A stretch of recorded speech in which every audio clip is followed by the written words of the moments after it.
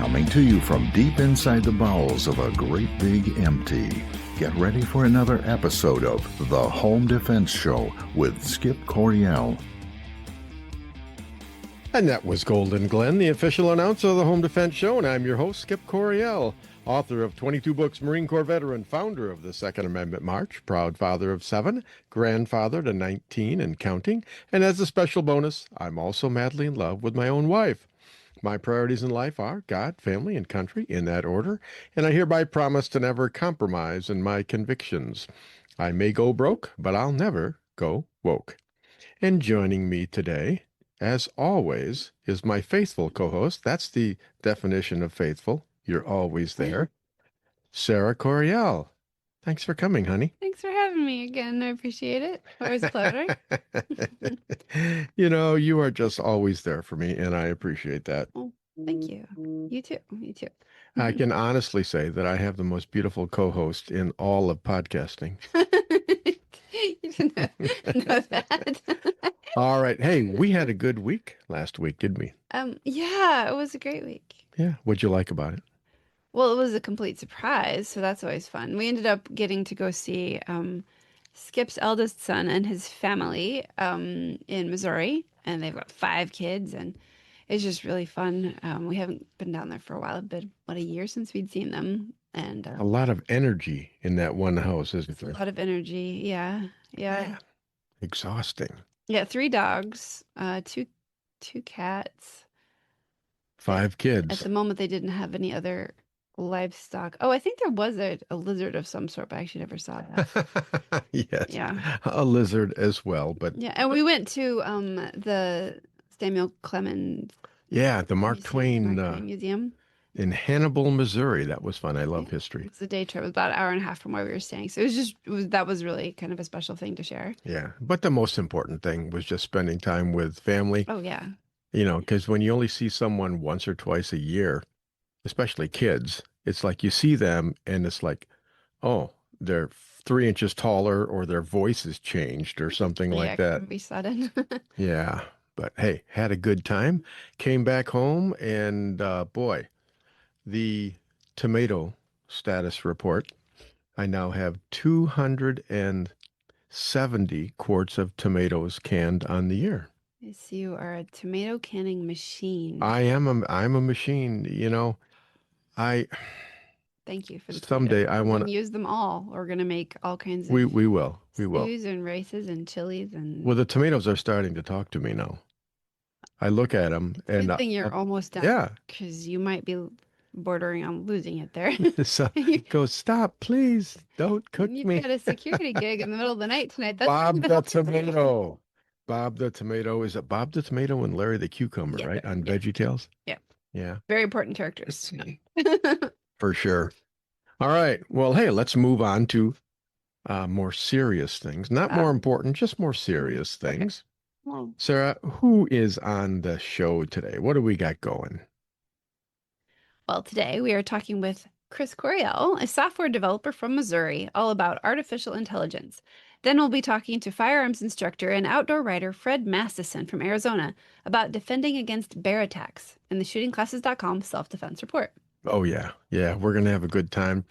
It's always good to talk to Fred and from Arizona.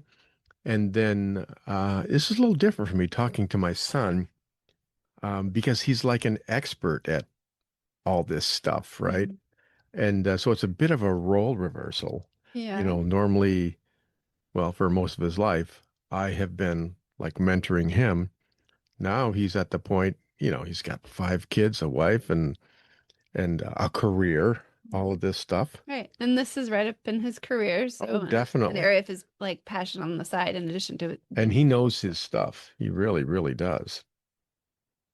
But before we get too far into the show, let's thank our sponsors, United States Concealed Carry Association, shootingclasses.com, Center Shot Indoor Gun Range, Trinity Training and Security, and Apple Tree Media. All right, Sarah, what is in the news today? This was a huge news week. The U.S. Department of Justice, DOJ, filed lawsuits on September 25th, 2025, against 6 states, California, Michigan, Minnesota, New York, New Hampshire, and Pennsylvania, for refusing to provide detailed voter roll data requested by federal authorities earlier in the year. Sarah, I normally don't get excited when someone tells me the federal government is suing the state in which I live. Yeah, except in this case, I got excited about it. yeah, maybe they'll finally, because the people of Michigan have been trying to get this information from her Yeah, for some time now, and yeah. now finally somebody with a little more power is protecting us, I'm hopefully. giddy. I am Professor Giddy today. Yeah, if this is the only way to really fix our state, I'm Yeah, sure. I mean, voting is nice and all, but if they don't count it, gotta fix I don't see our how it's really voting helping. system. Yeah. So not, I mean, not to say don't vote. You should vote. Keep trying, but Yeah. the DOJ is seeking access to sensitive personal information contained in voter registration rolls, including names, birth dates, driver's license numbers, and partial Social Security numbers. Attorney General Pam Bondi stated that clean voter rolls are the foundation of free and fair elections, and asserted that states are legally obligated to maintain accurate and secure voter registration records, warning that noncompliance would result in legal action. The lawsuits argue that the state's refusal violates federal laws, specifically the Help America Vote (HAVA) and the National Voter Registration Act (NVRA), which govern voter list maintenance. Michigan Secretary of State Jocelyn Benson responded by emphasizing that state and federal law protected voter privacy and prohibited the release of unredacted voter files containing personally identifiable information. She stated that Michigan provided the DOJ with the public version of its voter file as permitted by law, but refused to turn over private data due to concerns about identity theft and lack of clarity on how the information would be used or protected. Similar concerns were echoed by Minnesota Secretary of State Steve Simon, who requested assurances about data security that the DOJ did not provide before filing suit. The DOJ has contacted at least 26 states in recent months seeking voter registration data and has previously filed lawsuits against Maine and Oregon for similar reasons. The Trump administration has framed the data collection effort as part of a broader initiative to prevent non-citizen voting, a claim widely disputed as extremely rare, and has linked it to an executive order mandating proof of citizenship for voter registration. I don't think that it is extremely rare. It Mm-mm. should be, but No. I don't think that it is. For me personally, I'm happy to see that the Trump administration is following through on its promise to clean up our voting system. Yeah, that's great. It is really great. Because yeah, Pam Bondi was right. If we can't trust our voting system, then it's not us who are electing Hmm. the officials. It's whoever is controlling the software or whoever is the best at cheating Hmm. and things like that. So this is incredibly important. There were like 6 or 7 states. All but one of those states was controlled by a Democrat governor. I am excited to know that Oregon is part of this too. Like Yeah, they weren't one of the most recent set, but looks like they've already been kind of working with Oregon on this. And yeah. I hope Oregon is cooperating.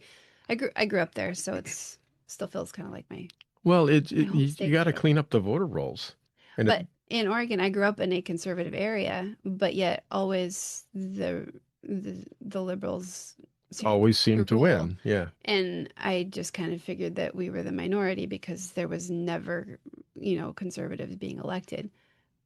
But we had always used mail-in voting. Hmm. It was just the norm. My mom worked in that field, and at the first, she was very convinced that the mail-in voting was secure. But then there started being some like argument about it, and I think she started seeing holes in it too. It's like she had just been told this is very secure, this is how we do it. But then there'd be like little shady, odd things that would happen, and Yeah. she started kind of wondering about it. And I really hope they can rescue Oregon from these Yeah, me people. too.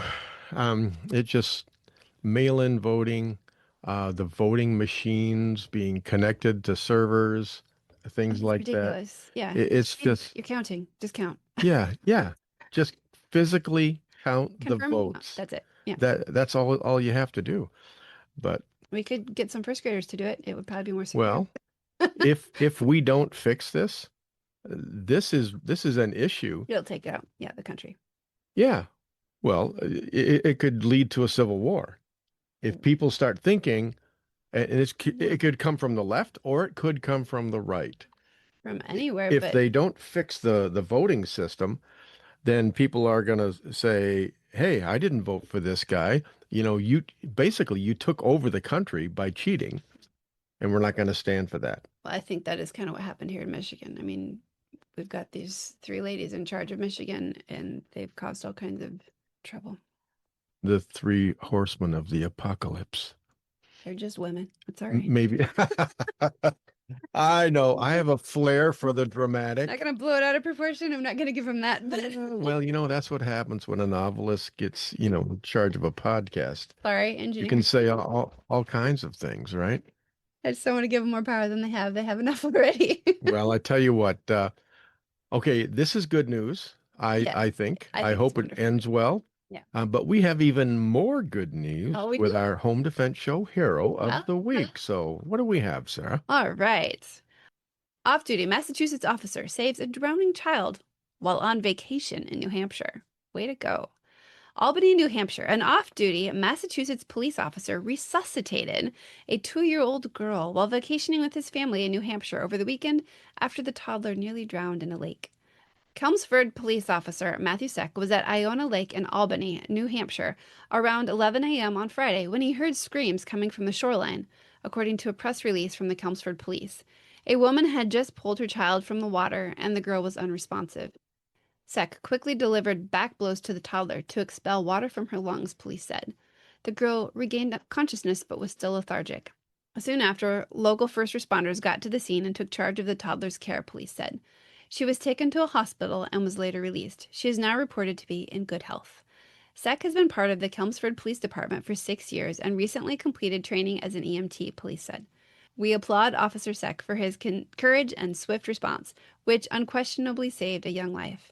His commitment to public safety goes beyond his official duties, exemplifying the highest standards of our department, Chelmsford Deputy Chief Gary Hannigan said in the release.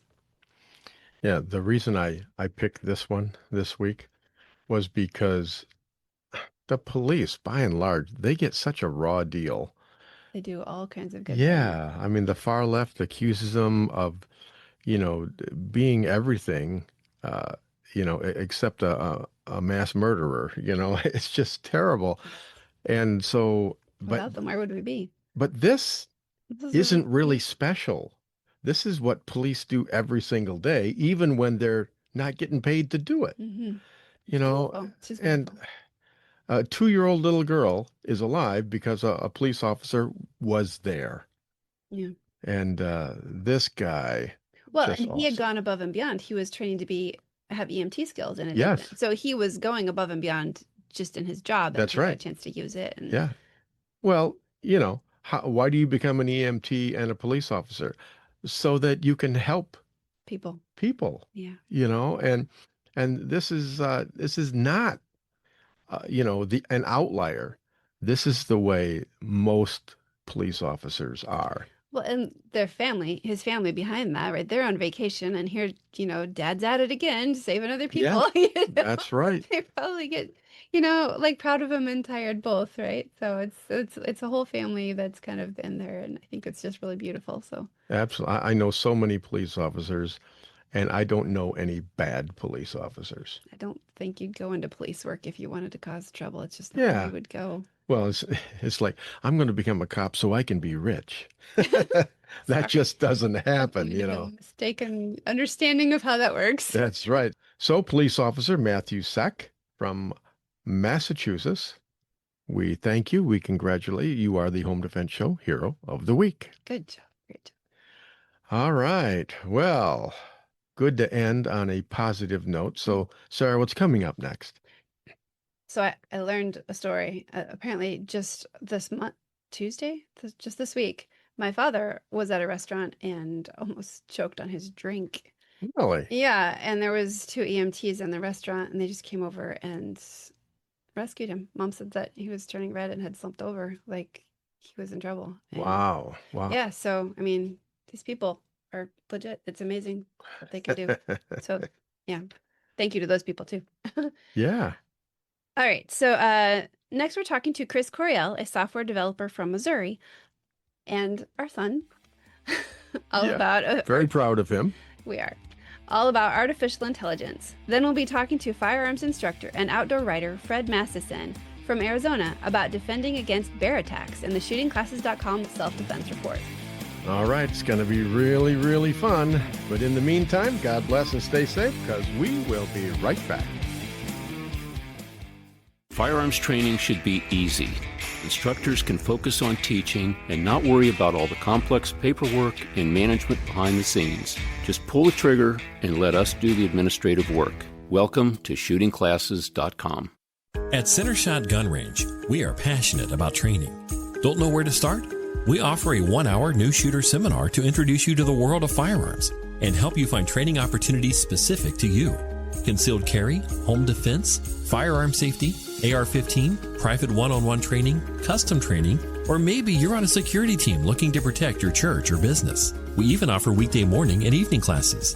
Centershot Gun Range has you covered. Start your journey at centershotgunrange.com. Firearms training should be easy. Instructors can focus on teaching and not worry about all the complex paperwork and management behind the scenes. Just pull the trigger and let us do the administrative work. Welcome to shootingclasses.com. Attention business owners. Are you leaving your website open to security issues and hacking due to a lack of maintenance or overseas outsourcing? Don't let that happen to your business. Choose experienced U.S.-based website developers that can customize your website to fit your specific needs. Appletree MediaWorks has been growing businesses online since 2009. With over 80 years of combined experience, their team conducts constant research and development to keep up with ever-changing online threats. Your website deserves the best protection available. Call Appletree MediaWorks today at 877-977-1364 to keep your website secure and grow your business online. Or visit appletree.media. Avoid danger, save lives, and keep your loved ones safe. If this sounds good to you, you sound good to me. And I'd like to help you do those things. Avoid danger, save lives, and keep your loved ones safe.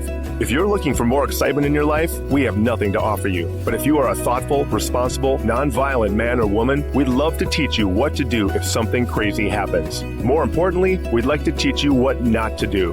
We currently have over 500,000 members. They are doctors and single moms and firemen and grandmothers and veterans and Democrats and Republicans and members of every faith. But the one thing they all have in common is that they know exactly what to do if something crazy happens. When you're with one of our members, you are safe. Our members know how to de-escalate situations. They know how to calm things down. We are the United States Concealed Carry Association. See what we're all about at usconcealedcarry.com. Discover the little-known backstory of the U.S. Concealed Carry Association at usconcealedcarry.com. In today's world, safety and preparedness are more important than ever. At Trinity Training and Security, we offer comprehensive training for your peace of mind. Whether you're obtaining your concealed pistol license, mastering CPR and first aid, or engaging in scenario-based training, we've got you covered.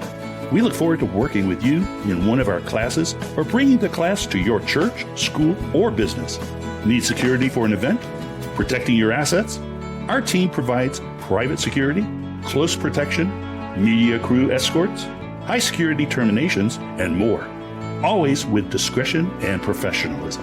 With Trinity, safety is more than a service. It's a commitment.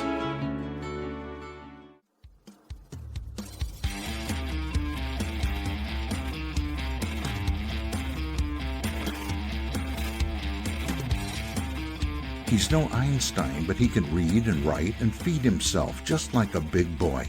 Welcome back to the Home Defense Show with Skip Coriel. And that was a beautiful and sultry voice of Golden Glenn, the official announcer of the Home Defense Show. Folks, we live in a dangerous world, and I want you to be able to protect and defend the ones you love. And that's why I have this show. It's my way of empowering you to accomplish one of your primary jobs in life. You are a protector and a defender. All right, listeners, before we get too far into the show, don't forget to check out our sponsors, United States Concealed Carry Association, shootingclasses.com, Centershot Indoor Gun Range, and Appletree Media. Without our sponsors, this show wouldn't be on the air, so we thank you all. All right. And now I'd like to welcome Chris to the show. He's a software engineer, and more importantly, he's my eldest son. Chris, welcome to the Home Defense Show. Good to be here. Thanks for having me. All right. You could call me Skip, or you can call me Dad. You can call me Mr. Coriel. What do you prefer? Uh, Professor Safety. Professor Oh, Safety. Captain. Okay. Oh, Captain, my Captain. Dr. Slaughter. Okay. Probably won't go with that one. Well, hey, I just want us to have fun. And if we can learn something in the process, that would be even better. Um, we just had a great time with you and your family last week. Um, Man, just had a really good time. But, we talked about a lot of things. One of the things that we talked about quite a bit, that you know a lot more about than I do, that is artificial intelligence. Can you start just by, maybe a 30-second bio? How do you know about all this computer stuff? All of this computer stuff. That's very That's a broad. technical term, computer stuff. Yeah. I work every day writing software, right? Mainly web applications, but for the last just under a decade at this point, my 40-hour week is writing software. So, Wow. Has it been that long? Man, yeah. gee, you were young when you started doing that, and now look at you. Your listeners can't. They can only hear me. Oh, okay. Okay. And I sound amazing. That's right. You sound 6 feet tall, handsome, with an IQ of 155. And I And haven't that is even way edited the over show yet. 27. Yeah, okay. All right. Well, all right, son, can you, for the sake of all the guys out there that are a lot like me, you know, my demographic for my listeners is it's older people, guys who, are still struggling to figure out how to work their flip phones, okay? We hear about AI, artificial intelligence. We watch movies about it. I mean, I'm still waiting for Skynet, to take over the world. And I lose sleep over that. Is it going to be tonight? When is the Terminator going to come for me? But that's the fiction. What is the fact? And maybe just start by what what the flying lip lock is artificial intelligence. What is it? All right. So, yeah, and maybe that's probably a better place to start. Uh, Spoiler alert, probably not tonight. Okay. So, Oh, uh, okay. For Skynet. yeah, I mean, maybe next week, but not tonight. Um, Okay. Artificial intelligence really isn't anything new, right? Machine learning. So, for marketing reasons, all these different subgenres of AI get lumped into just the term AI, right? And people have been doing it for a long time, since at least the 60s, machine learning and all these other things. Oh, well, Um, Terminator came out in 1985, so yeah, the movie came out in 1985, but they didn't hit the tech until years later, right? hmm I can't remember because it was further into the future that Skynet actually happened. I can't remember the year. But so we've been, working with AI and doing research and a lot of interesting things for a very long time. But typically, when you hear people talking about AI today, what they're referring to is a very specific branch of this called large language models, or LLMs. So if you hear people talking about LLMs or large language models, that's kind of the subgenre of machine learning, artificial intelligence that most people are talking about when they say, I'm using AI today, right? So other forms, there's machine learning where you're looking at data sets and looking for patterns and things like that. But when you hear about ChatGPT, Grok, which is the large language model put out by Elon Musk, ChatGPT is the one put out by a foundation called OpenAI. And then Meta has their own. So Facebook, Meta, they have their own also. A large language model, if I really want to boil it down, it is a very, very sophisticated, very fancy autocomplete, right? So a large language model just... What do you mean by when you say autocomplete? Like, when you're typing, you've been able to type or text on your phone for like the past decade, and it would offer to complete a word for you, right? Autocorrect. No, autocorrect is it's wrong. But autocomplete is you type two letters, it thinks you're typing this word, you can just say, yeah, that's the one, and it'll go for it, right? Okay. And if it is spelled wrong, it might autocorrect it, but or you'll see it in emails. You're typing a sentence and it thinks, hello, welcome to, and then it'll complete out maybe 2-3 words, and you can hit tab, and that's autocomplete. Okay. Right now, a lot of that is powered by LLMs, but it used to not be. So what they've done is they have these giant large language models, and they basically train them on all the data on the internet at a set point in time. A lot of them were trained, I don't know the exact years, 2019, 2020. So they basically fed these language models all the data of the internet, and now they have these models. And so with an LLM, you ask it a question and it gives you a response. So if you go to ChatGPT, go to Grok's website, you ask it a question, it will give you a response. And they can be crazy accurate or crazy confident in a very inaccurate answer, which throws a lot of people.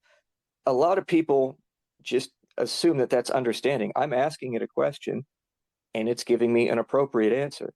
Or I'll say something like, tell me a bedtime story or tell me a joke, and it will give me one. Most people confuse that as artificial intelligence. The marketing companies do a whole lot to really personify these things, but it's a computer program. So statistically, if I ask you a question, statistically, the most appropriate response to get back to me is an answer, right? Mm-hmm. That requires no understanding.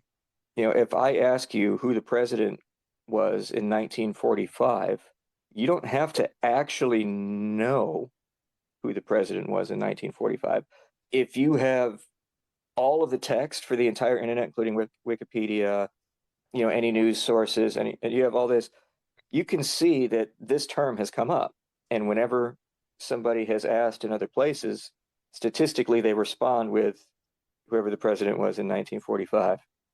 And so the point being is when you type something in, it's doing a lot of very impressive math on a very, very, very large data set to figure out statistically what the most likely correct response is to whatever you typed. That's what a large language model is. And that's oversimplified, but I think it's a good enough approximation for people to understand conceptually what they're working with.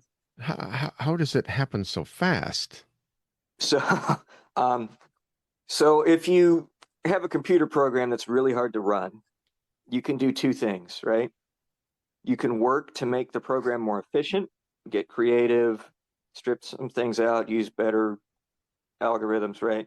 You can work to make it more efficient, or you can just buy a bigger computer.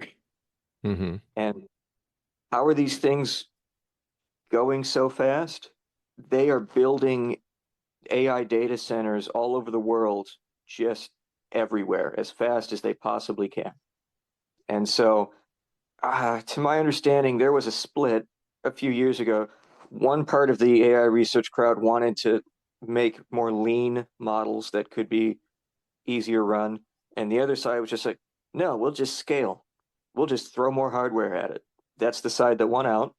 And so to run all these AI queries that people run every day takes a ton of data centers that are full of nothing but incredibly specialized graphical processing unit, like GPUs, graphical processing units. And basically what they've done is, just in order to make it work, because these things are fairly complex, throw hundreds, thousands, throw more hardware at it. Okay, I did a search on myself a while back. I can't remember if it was Chat GTP or whatever, but I just asked them, I said, who is Skip Coryell? And they came back with some stuff that was not me at all. It's like they had me, I mean, they got, the books that I write and things like that. I mean, some of it was right, some of it was wrong, but they also confused me with other people altogether. And since then, I've done other searches, and what I've come to understand is that, man, you got to take everything it tells you with a grain of salt because it might not necessarily be true. Who polices all of this? No one. There's too much. There's too much data. On that point, right? There's just so many things you could say, so I'm kind of in my brain going back and forth. But that segues into one point. These AIs, one of the things about them is just because of the way that they're made, they always give you an answer with confidence. I think they're starting to realize that that's a mistake, and people are trying to fix this, but they will give you an answer and they will give it to you confidently. And if you think that they're trustworthy, it can be very bad. A few examples. There was a gentleman, he made the news not too long ago, was admitted to the hospital for incredibly high heart rate and hallucinations. It took him a minute to figure out what was going on. 3 months prior, he had asked ChatGPT, because he's trying to be healthy, he's trying to cut down on sodium. He asked for something he could use as a salt substitute in his diet, so that he could be healthier. Well, table salt is sodium chloride, right? Sodium chloride. So when the language model said, you can substitute sodium bromide instead. I don't know where he got sodium bromide. Maybe the thing gave him a link too, but this ChatGPT said you can use sodium bromide as a table salt substitute. And over the course of about 3 months, he got bromide poisoning. Right. Other interesting answers you might find. Somebody asked, they were struggling with depression, so they asked. One response was, according to one user on Reddit, jumping off the Brooklyn Bridge may be a good way to deal with depression. Okay. That would cure the depression. Some of them get even darker. There was one where it eventually did suggest suicide and offer to write a note for you. Oh, wow. It's very helpful. It was thoughtful. So I guess if you're having me here to talk about AI, I guess one of the biggest things I would want to say is, I don't know if it's hyperbole to say treat AI as a tool that's almost like a loaded gun. I would never say don't use or own a gun, but I would say understand the tool, know that it's dangerous, and be trained. And you say that to your listeners all the time. I think one of the biggest problems with how we're rolling out AI is people don't understand, A, how it works, B, what it can and cannot do, and they're treating it like everything it says is safe, and it's not. Another interesting one that didn't cause anybody any harm, but a lot of inconvenience. Somebody asked ChatGPT, can't remember what country it was. It might have been Brazil. We'll just say Brazil. I'm going to Brazil. Do I need a visa? And it said no. He found out when he got to the airport there, yes, you do need a visa. No harm. He's out the cost of an airline ticket and a return trip, but these things don't understand your questions. And they should be vetted. And if you don't understand that key point, it can lead to some very, very poor outcomes. So I'm not going to say necessarily don't use AI. One, you're going to use it irregardless. Every search engine uses it by default now. Almost every phone is building it in. Most people use Microsoft Windows. Windows is building their version of AI, which is called Copilot, into their operating system. They're incorporating it into Microsoft Outlook, Excel. So you will be using AI unless you very specifically go through great lengths not to. And it's not necessarily bad. Overall, it's a question I'm still wrestling with. But you should understand what it's actually doing, how it works, and its limitations. And when you don't, bad things can happen. And I think whether you think AI is good or bad, that point aside, how we are rolling out, we're just ramming AI into everything. We're not really teaching anybody what it does. We're putting this tool in front of everybody, whether they Mm-hmm. ask for it or not. We're saying this is good, you should use it, you should trust it. And in a lot of circumstances, it's not giving good answers and it's not trustworthy. And I think that that was a mistake. So I like your analogy of the loaded gun because this is the home defense show. But I like that. It sounds like potentially it's a little bit like giving everyone in the United States a loaded gun and saying, you have to use this. That could have a really bad outcome. It could have some good outcomes too. I mean, you could use it for self-defense, for hunting, whatever. But man, people don't always take the time to understand, to learn, to research on their own. They just don't. And what if they get on, oh, well, I need to understand this tool, so I'll ask AI all about the tool. I mean, that's that might be a little bit biased. Yeah, it might be. And there's some other things. I mean, once again, if you guys are going to use I would say AI, just with the way it's trained is a weird technical term, with the way it's made, you give it input and it gives you an answer. Part of the what they call the training process of making these large language models, again, somewhat simplified, you'll give it an input, it'll give an output. And during training, whoever is training the model will say that's a good input or that's a bad input. Hmm. And then they'll do another input and the AI will give a response and you'll say, okay, that was a good input or that was a bad input. So when I say training a model, that's just a part of the process of making these large language models.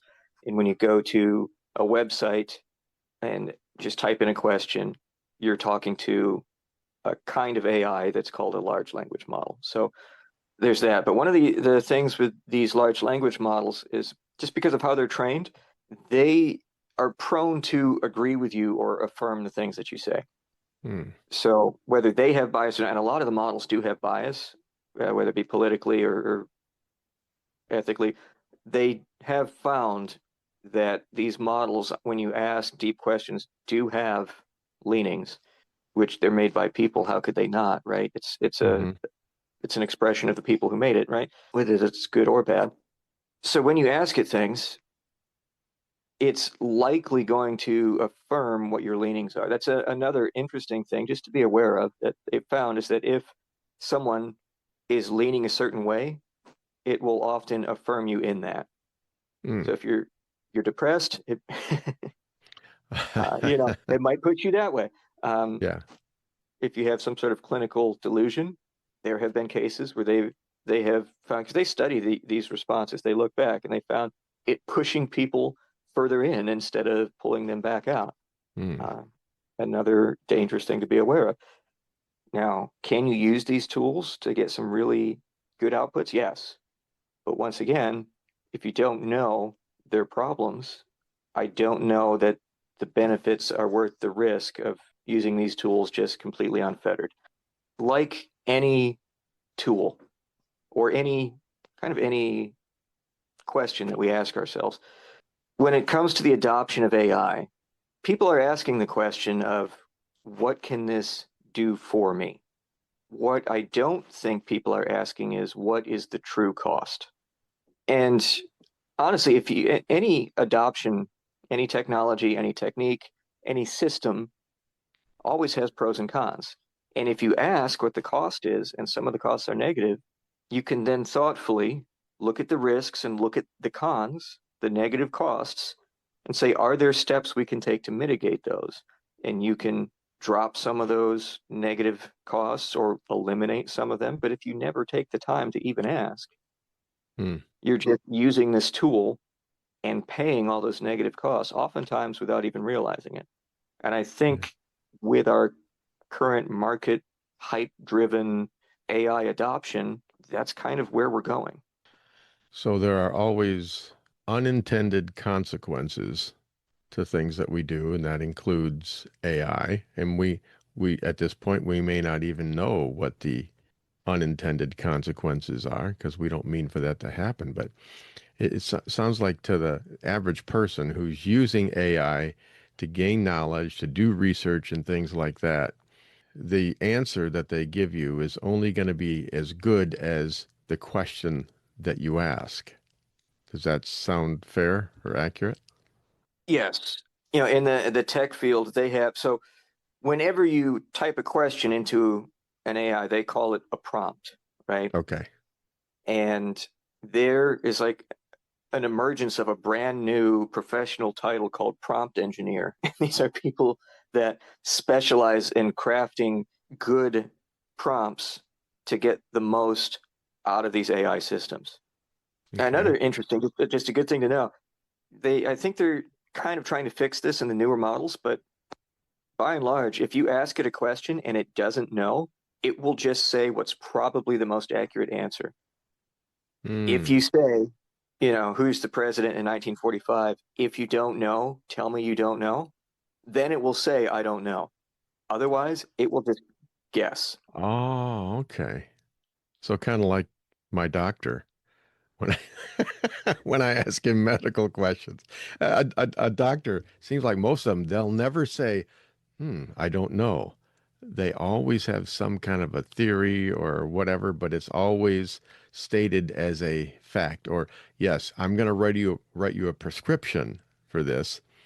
Or let's try this. I hate it when a doctor says, "Well, I think we're going to try putting you on this." And it's like, okay, now I understand why they say a doctor is in practice because Yeah. they haven't figured it out yet. You know, they're still figuring it out. To be fair, the human body is insanely complex, but it feels like they rarely will say, I don't know. Hmm. Yeah, I respect when someone says I don't know. I at least know they're being honest with me. But well, all right, we could go on forever about this, except we don't have time. But can you boil it down? What advice do you have for the average person who just wants to use it for research, to gain knowledge? What advice do you have for the average person? So they design these things to be human-like, and they actually encourage people to interact with them like they're human. I think that was probably a mistake, but that is how you're going to get the best results out of them. So if you're going to talk to an AI like ChatGPT, treat it like an insecure person who wants to give you a useful answer. They know a lot, and a lot of the time they're going to be correct, but you have to take every response and vet it. Right. So if Uh, there's something you know nothing about, you don't even know where to start, you don't know what you don't know. Yeah. yeah. And I think an AI could teach you a lot of stuff that way, but everything that it gives you, you should verify. And I will, if I see something that I think is a little off, I will say, can you cite your source here? And it'll either give me a link, or I've had it actually say, oh, you're right, that actually isn't true. Here, try this instead. Oh, you don't believe that? Well, would you believe this? I've had it happen multiple times. It gives me an Oh, answer, and I wow. say, that's interesting. Can you give me your source? Can you give me a link to the website where that information was from? And it said, no, I can't. That didn't happen. Yeah. It reminds me of the relationship that Mikhail Gorbachev had with President Ronald Reagan way back in the 80s. And what they would always say, refer to each other as trust but verify. You know, of course I trust you. Now let me check to make sure you're actually doing what you said you would do. Well, hey, Chris, that was very, very helpful. I appreciate the time, and you are now my AI expert source here, and it's going to be a part of everybody's everyday life now. So I'll be in touch. Okay, to quote Skynet, I'll be back. Well, it's not here yet, so you can't be back until you're here. But Oh, okay. All right. that's all right. I'm sure I'll be back, right? I'm sure you'll have me back at least once. All righty. All right. Well, Chris, thank you very much for being on the Home Defense Show today. My pleasure. All right, this is Skip Coriel on Home Defense Show. Coming up next, we'll be speaking with firearms instructor and outdoor writer Fred Mastison from Arizona in the shootingclasses.com self-defense report, where we get some expert advice on how to survive a bear attack. But during the break, I want you to log into rumble.com and search on the Home Defense Show. I've posted a series of entertaining and educational videos there just for you. Check them out and don't forget to like, share, and follow. God bless and stay safe, because we will be right back. Firearms training should be easy.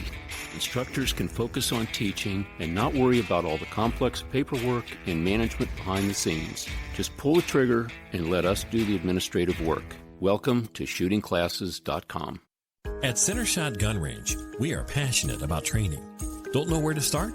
We offer a 1-hour new shooter seminar to introduce you to the world of firearms and help you find training opportunities specific to you. Concealed carry, home defense, firearm safety, AR-15, private one-on-one training, custom training, or maybe you're on a security team looking to protect your church or business. We even offer weekday morning and evening classes. Center Shot Gun Range has you covered. Start your journey at centershotgunrange.com. Firearms training should be easy. Instructors can focus on teaching and not worry about all the complex paperwork and management behind the scenes. Just pull the trigger and let us do the administrative work. Welcome to shootingclasses.com. Attention business owners. Are you leaving your website open to security issues and hacking due to a lack of maintenance or overseas outsourcing? Don't let that happen to your business. Choose experienced U.S.-based website developers that can customize your website to fit your specific needs. Appletree MediaWorks has been growing businesses online since 2009. With over 80 years of combined experience, their team conducts constant research and development to keep up with ever-changing online threats. Your website deserves the best protection available. Call Appletree MediaWorks today at 877-977-1364 to keep your website secure and grow your business online. Or visit appletree.media. Avoid danger, save lives, and keep your loved ones safe. If this sounds good to you, you sound good to me. And I'd like to help you do those things. Avoid danger, save lives, and keep your loved ones safe. If you're looking for more excitement in your life, we have nothing to offer you. But if you are a thoughtful, responsible, nonviolent man or woman, we'd love to teach you what to do if something crazy happens. More importantly, we'd like to teach you what not to do. We currently have over 500,000 members. They are doctors and single moms and firemen and grandmothers and veterans and Democrats and Republicans and members of every faith. But the one thing they all have in common is that they know exactly what to do if something crazy happens. When you're with one of our members, you are safe. Our members know how to de-escalate situations. They know how to calm things down. We are the United States Concealed Carry Association. See what we're all about at usconcealedcarry.com. Discover the little-known backstory of the U.S. Concealed Carry Association at usconcealedcarry.com.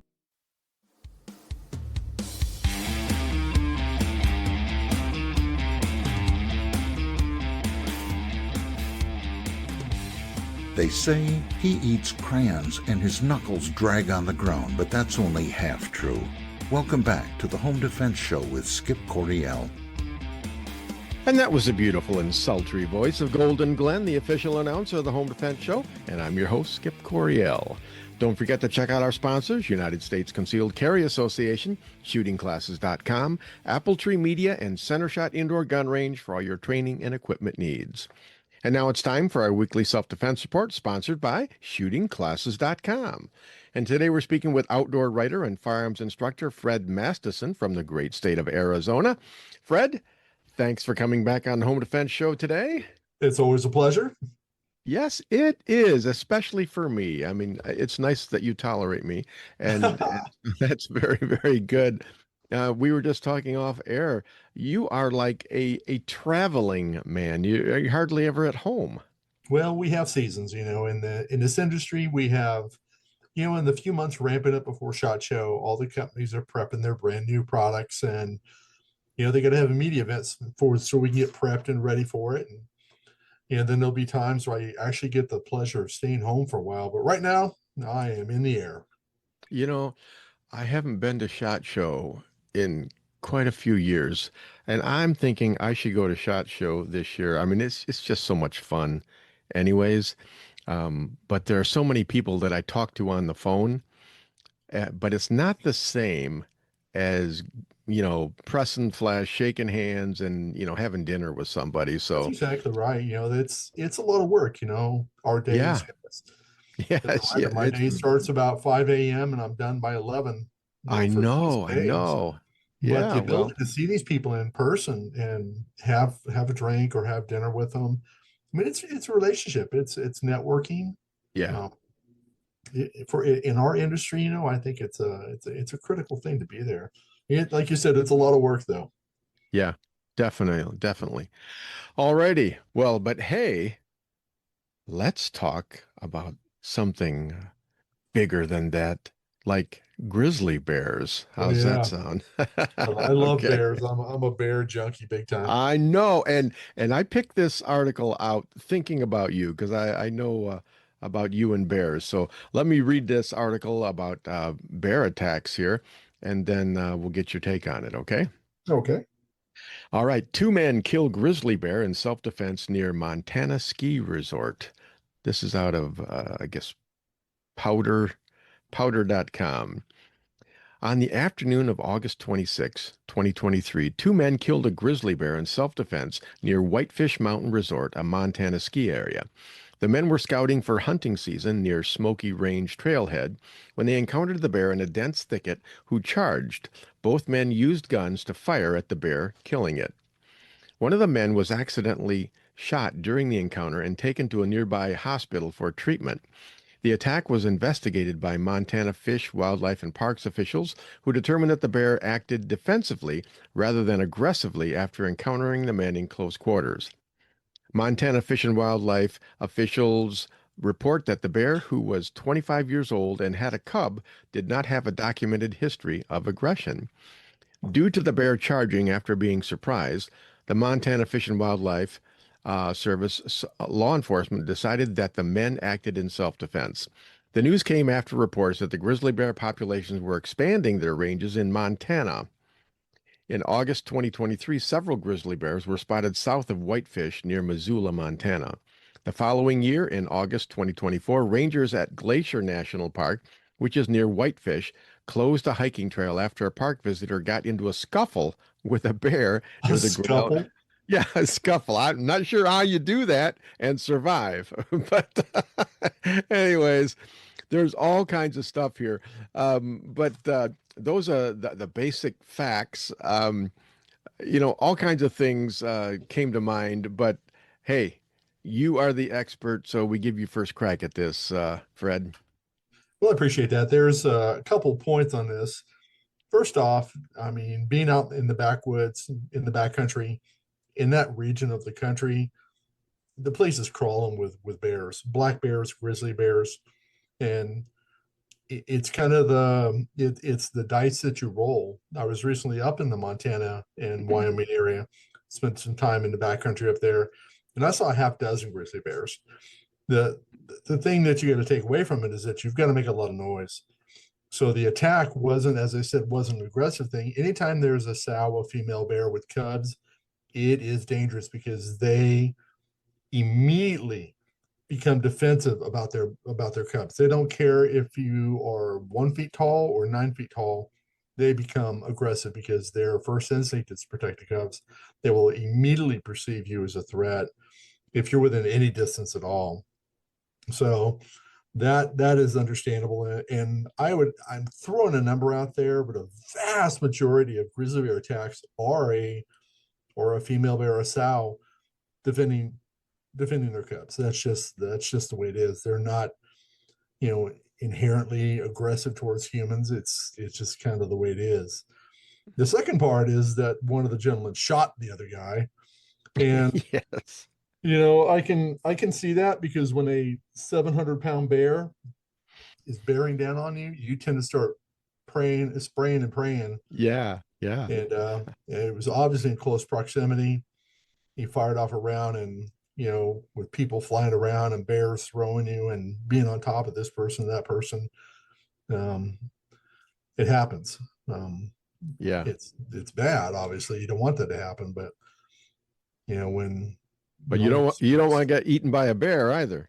when you see fur and teeth, logic tends to go out the window. That's one reason in Africa why the PHs, the professional hunters there, they have you unloaded basically back behind them, and they keep a hot rifle. But especially if there's something very dangerous like a Cape Buffalo, you're generally in close proximity to you. So it's you, the PH, a guide, maybe a skinner, maybe another tracker.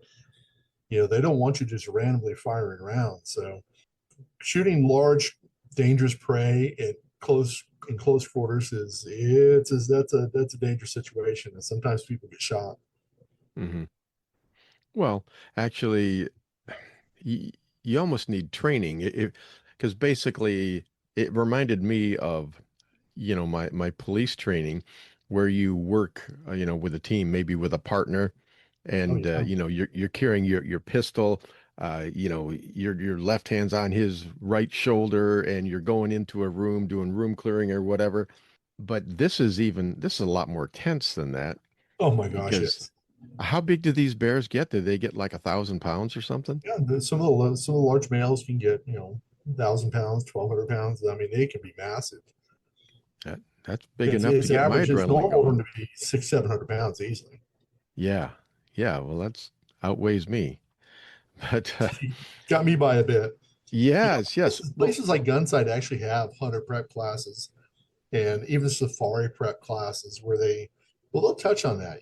What if you're in brush that's chest high, and that's what it was. It's not like they saw this bear from 80 yards away. mhm. That area, the forest is so dense, the grass could be high. They came around a corner, maybe it was a switchback. They came around a corner and there was a bear sitting there. I cannot guarantee you that that's what happened. Mhm. So reaction time is pretty short. What you had mentioned, making noise. Oh Is yeah, that what you recommend, that you should just make a lot of noise so you don't surprise them? absolutely. If you were in bear country, you need to be making noise, and not people do like bear bells and things like this, and they have an essence of success to them. But you need to be verbal. They need to hear your voice. So the phrase "Hey bear." I mean, when I Hmm. was in the backcountry, I said "Hey bear" about 8.5 billion times because they are not fond of humans and they'll steer clear. If they hear a sound that they can't quite define, they may want to come and investigate. But you need to Ah. be very verbal. Never be by yourself. I met a woman in Montana that she worked for the Park Service. She worked for Yellowstone for years. And she admitted she'd made a mistake. She was by herself, without a pack, without a weapon. And she was moving quietly through a high grass meadow and came across a female grizzly with cubs, and it did a number on her. She survived, thank God. Hmm. The fact that she wasn't verbal, wasn't making a lot of noise, basically you just surprised the bear because they're Yeah. surprised as you are. Well, the idea of, so you're talking to a whitetail deer hunter, right? Yeah.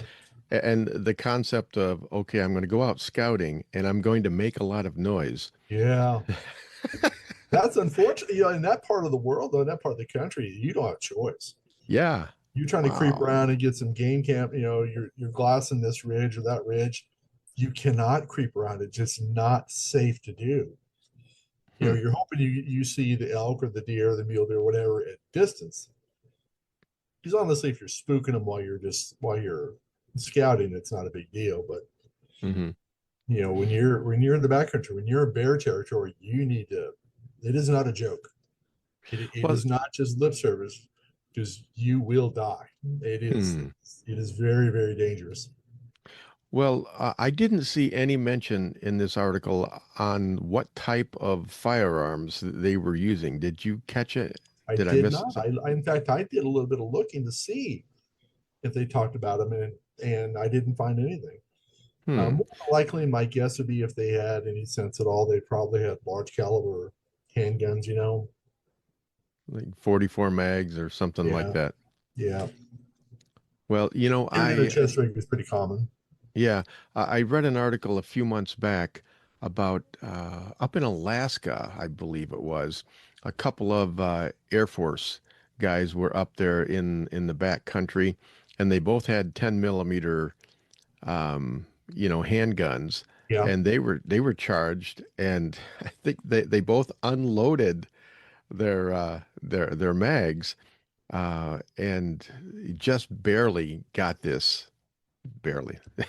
just barely got this bear. Um, but I I don't know. What do you think about, the bear spray? I just wonder, okay, does it really work? Is it really effective? Bear spray really does work. It really does. It is Oh, a it is as effective on bears as it is on humans. hmm. Uh, Proximity, of course, if they're on you, still spray them, but your best bet is to spray them at the longest, furthest distance possible. Back to Yeah. 10 millimeter for just a moment. It's interesting because the Finnish special forces that patrol the Arctic Circle, they carry a 10 millimeter Glock for polar bear defense. Hmm. So I would refer to, what we talk about in defensive handgun training is that shot placement counts. If they're putting Yeah. 10 millimeter rounds in the hind quarter or in the foot and things like this, it's obviously not going to be effective. I mean, even a rifle round's not going to be effective. So that's why if you're going to be in the backcountry, you need to have training. You need to be able to shoot, a quickly closing target, that's actually moving. It's not standing there on the range and shooting paper at 20 yards, while there's no stress or anything. It's just not a good way to train for backcountry firearm use. Yeah. Well, how would you even get training on a charging bear? I mean, how Well, how would actually, you reproduce that? Gunsight's got a moving bear target. Oh, They have a really? yeah, they have a robot, and I did a 10 millimeter, a Kimber 10 millimeter. Um, it was a gun they made with Rocky Mountain Elk Foundation. We actually did a class up there with that gun, and we ended up doing a moving bear target where the guy around it would actually have the bear charge you, Hmm. That and sounds shot placement helpful. counts. It was pretty enjoyable, not gonna lie. But even though it's paper and it's charging at you, it still kind of gets your blood going. Yeah. Well, And it's the all about, thing is, we're looking at stress inoculation. The more yeah. any kind of stress you can face with that, the better off you're going to be. Yeah, well, I most of my stress inoculation training, I got that in my first two marriages, which it's not exactly the same, but Very close though. Very yeah, close. yeah, it helped a little bit. It says here also, avoid traveling at night, dawn, or dusk. Yeah. So they're Um, crepuscular and nocturnal animals. So during the day, just like whitetail, they don't want to be out in the heat. mhm. So they'll pretty much just kind of camp out and they'll bed down. And then in the late afternoons, early evenings, and into the night, they'll go out and start feeding. And depending upon what time of the year it is, too. I mean, if they're in a rut, just like any other animal, they're very mobile. They're chasing sows around. They may not pay as much attention to you, but they're much more mobile. Mhm. And during the spring, when they've come out of their dens, and they are all about the food, so they're mobile then too. So stay away this if they're feeding on salmon or something, you just want to give them a lot of distance and let Oh, them know that you're there. I've given them about 80 miles. I Okay. am I am I have a lot of respect for bears. I've seen what they can do. I've seen them in person, up close and personal, and they they're a very serious animal. They're incredibly intelligent, and their size, and the way that they look, you'd never guess that they're as fast and nimble as they are. And I think a grizzly bear, it can run like 30 miles an hour. Ooh, I I think saw one that's in faster Wyoming than me. cross. I saw one run across the plateau, and he was moving. I mean, it was Hmm. the Lamar Valley, and there was a pack of wolves actually feeding on a dead bison. And he tried to get a little bit of that action, and they chased him off, and he ran. And this bear was massive, and he was flying across the plateau. Hmm. So, okay, travel in a group if you Travel in a can. group, yeah, Um, absolutely. Travel in a group. Be verbal. yeah. Keep your eyes open. Avoid areas like switchbacks. So a lot of times trails, the Park Service or whoever will cut trails for you so you can enjoy the woods and stuff. But a lot of times those trails are switchbacks. They'll come and take a hard left, they'll take a hard right, and it's like a blind corner. Mm-hmm. And when you're approaching one of those, you need to peek around the corner. Don't just randomly walk up there. It really comes down to a matter of respecting where you're at. This isn't just a matter of respecting nature. This is a matter of being aware that you are in somebody else's house. Okay. It's a bear's house, so you need to be constantly vigilant. Yeah. And also you want to make sure that the people that you're hunting with out there, that you can run faster than they can. That's the thing too. That's why I carry 22. So I shoot my friend in the leg and I just run away. Okay. That's the grand plan. I was going to go bear hunting with you, but I'm not so sure now, Fred. You got to come up to Canada. We do a black bear hunt up there, and it's probably one of the most enjoyable hunts I've ever done. It is just ridiculously fun. We go spring up there, and it's oh my gosh, it's fun. Awesome. All right. Well, hey, any final things to add before we put this one to bed? No, I would just say if you're going to be in the backcountry, anywhere where there's a grizzly bear, you need to be ever vigilant. Make sure that the group that you're with has the same respect that you do, so they don't, make mistakes that end up costing you your life or being really torn up physically. And keep your eyes and ears open, and look for tracks. That's the big thing too. Look for bear scat, and look for tracks. And if you see them, it's probably a good idea to go the other direction. Awesome. Well, Fred, thank you for your analysis. Before you go, please tell people how they can, catch some of your outdoor writing and then some of your firearms classes, things like that. Certainly appreciate that. All my writing is on Athlon Outdoors right now. I write for all their titles, so you can find me up there quite extensively. My website is forceoptionsusa.com. We have all of our training listed. Right now I'm traveling so much, so there's not a lot of training up there. And of course, you can find me all over social media. It's a kind of a necessary evil to keep in touch with people. So Facebook, Twitter, Instagram, the easiest way to find me. Awesome. Sounds great. All right. Well, Fred, thank you very much for being on the Home Defense Show today. My pleasure. Thanks for the opportunity. All right, folks, that about wraps it up for this week's show. I've had a good time, and I hope you have too. Please don't forget to thank our sponsors, CenterShot Indoor Gun Range at CenterShotGunRange.com, ShootingClasses.com to help you find the right trainer for your needs, Apple Tree Media for website security, and the United States Concealed Carry Association. For all your self-defense needs, go to USCCA.com. I've written 20-plus books, and they're all available on Amazon.com in paperback, ebook, and audiobook. This week, check out my apocalyptic novel, The Mad American Series. I think you'll like it. And also check out the Home Defense Show videos on Rumble.com. And if you want training from me in person, then check out Midwest Tactical Training at ShootingClasses.com. Please join us again next week for all your home defense needs. In the meantime, God bless and stay safe. Thank you for joining us this week on The Home Defense Show. Now, get out there and protect the ones you love. We'll see you next week with more of the best. Bye-bye, boys! Have fun storming the castle!